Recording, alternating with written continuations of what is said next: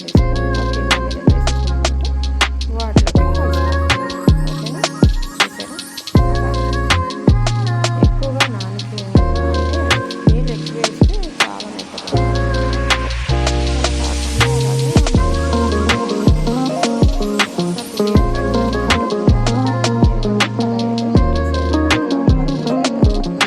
ఒక 3 స్పూన్స్ అయితే వేసేసాను నేను. అందులో ఒక ఆవాలు వేసుకోవాలి. శనగపప్పు, ఆవాలు, ఉల్లిపాయ, పచ్చిమిరపకాయలు వేసేసాను అనమాట. ఇంకా వేగేటప్పుడు పల్లీలు వేసేసాను. పల్లీలు వేసేసుకొని చూసారా, ఉల్లిపాయ సన్నగా తరిగాను, వాటిని వేసేసాను అందులో. ఇంకా కొంచెం కరివేపాకు వేసాను. కరివేపాకు వేసేసాను. ఇంక మీదట చాలా కొత్తిమీర వేసేసాను. కొత్తిమీర కట్ చేసుకొని వేసేసాను. అంటే వేగటం అయితే చాలన్నమాట, మరి చిన్నగా అవ్వకూడదు కదా.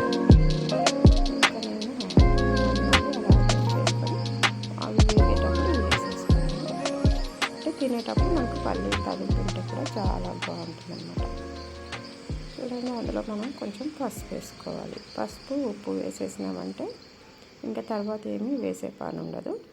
అలాగా, ఎందుకంటే ఇంకా సగ్గుబియ్యం వేసిన తర్వాత వేస్తే ఒక్కొక్క దానికి కలుస్తుంది, ఒక దానికి కలవదు. ఇలాగైతే మొత్తం అంతా కలిసిపోతుంది కదా.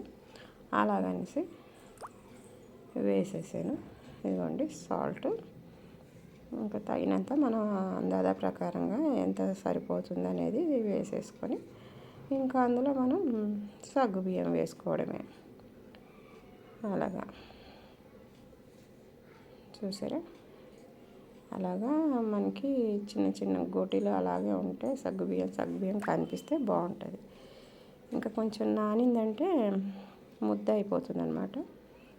ఆఖరికి నాది కొంచెం ముద్ద అలాగే వచ్చింది, కాకపోతే టేస్ట్ బాగుంటుంది.